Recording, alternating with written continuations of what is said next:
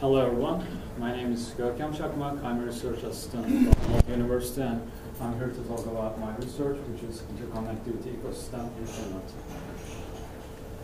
First, I would like to start with giving a brief background information about this internet topology research. Just a couple of things about the prior and the present studies, if you're not familiar with it. And continue with our approach, what we're trying to accomplish with it, and the methods we use while striving towards those accomplishments. And then probably I will say enough with rambling and just get into the results and the findings we have got so far. And I have some cool visuals, graphs, and I don't have videos like some of us. And yeah, it has been a very interesting research area over the last decades, mainly starting from Govinden and Reddy.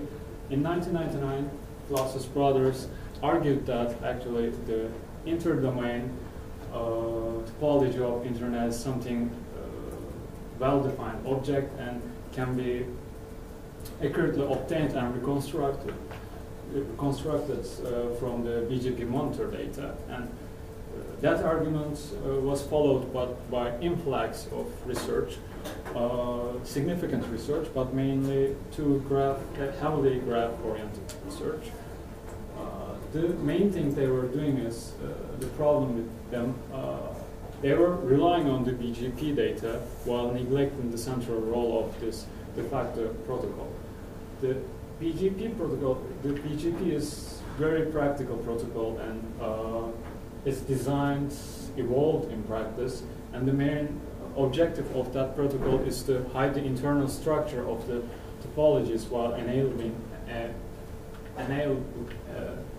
making it enable to exchange traffic between those domains. And it's a little bit contradicting that relying on the topology discovery research on topology hiding protocol.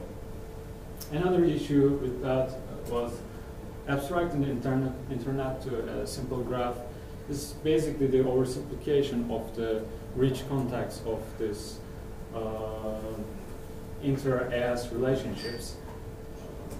But however, there are still emerging approaches.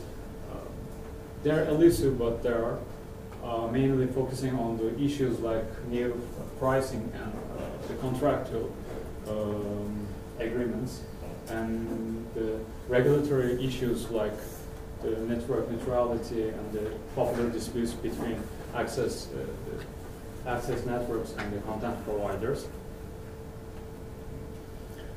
And what we're introducing here is the notion interconnectivity ecosystem. What we're humbly saying is that it's basically the BGP interconnectivity analysis in country-centric perspective. And our argument is that each internet region, internet ecosystem has its own properties, own peering community, which has to be studied in the context. And the context is here is the environment, the participants, and their dynamics between them. It's like the analogy we have here with the biology. And when you study one sort of species, you need to consider its habitat, and you cannot isolate it from the environmental factors, basically. And what we do is combine the most up-to-date publicly available BGP data from RISE, routing views, and try to see what we can infer and what we cannot. Then we apply this topology discovery methods just specific for Finland. Also, finest to chorus mapping. It's good to have the organizational view of this ecosystem. And going into the IP practice also helps us to give this upper bound sense of the size of the networks. Then we categorize organizations with the help of global industrial classification standards. Then we, to complement our study, we have interviews with the representatives from stakeholders, and the main thing is to shed light onto things that cannot be studied by the technical means, and we highly appreciate those interviews, and we visualize the data set we have.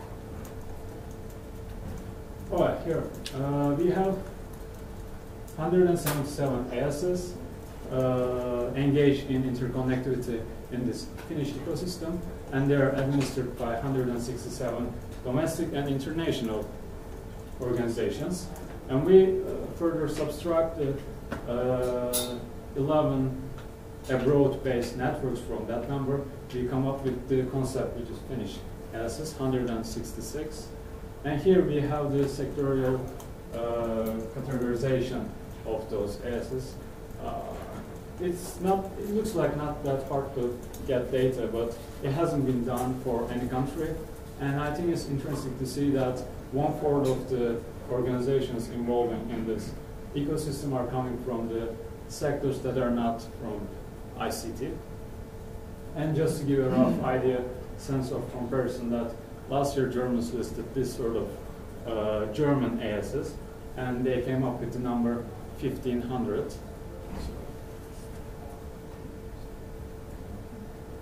Here is the heading is important because the recent studies revealed that, especially the ones on the quality of this data sets we also rely on, they say that data sets are not adequate to study the peering relationships unless you're considering the ones between tier ones. But they're basically invisible at this moment. But when you, it's also proven that when you have the data from enough vantage points, you can actually have the customer-provider links for all tiers of the internet. And here we have the, actually it's not the outcome of the data set, it's just one way to show it, the hierarchical graph of the customer-provider relationships. And the sizes of the networks are correlated with the sizes of networks. Another interesting issue for us is multihoming. Here we have networks. We have the months multihome around the circle, in the circle, and this blue graph here shows the out-degree distribution for each S.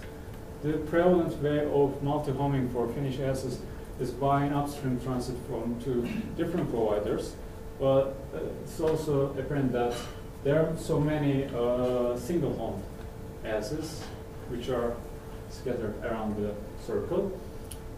It's interesting because if a staff network is engaging with the interconnectivity and having a public ASN, intuitively it should multi-home. And when we further studied those 66 single-homed ASs, we realized that they have one other upstream provider listed in the RIBE's routing registry.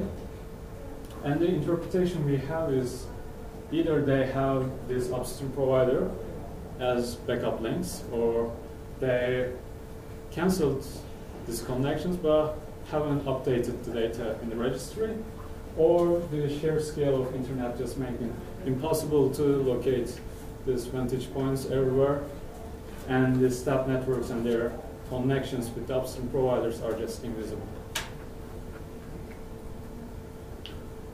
Here we have the betweenness centrality. It's one of the graph theory metrics, which is actually poses a resemblance, sort of resemblance to inference of real market situation, other than saying that networks are scale-free and or the pointing out to law of distribution is degree distribution has.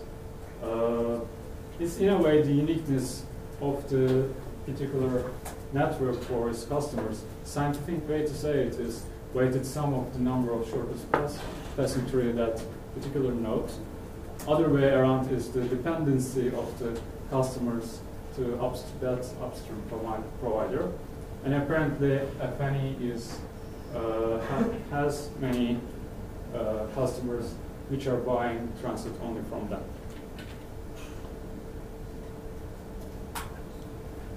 Instead of concluding this presentation with rigorous statements, I would like to state that it's an ongoing study, and we value your suggestions and criticism as well.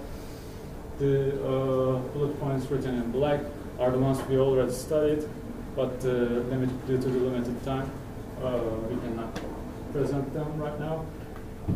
The ones written in gray are the ones we would like to study further, and also like to share the results when we have them. Thanks for listening. Suggestions? Questions?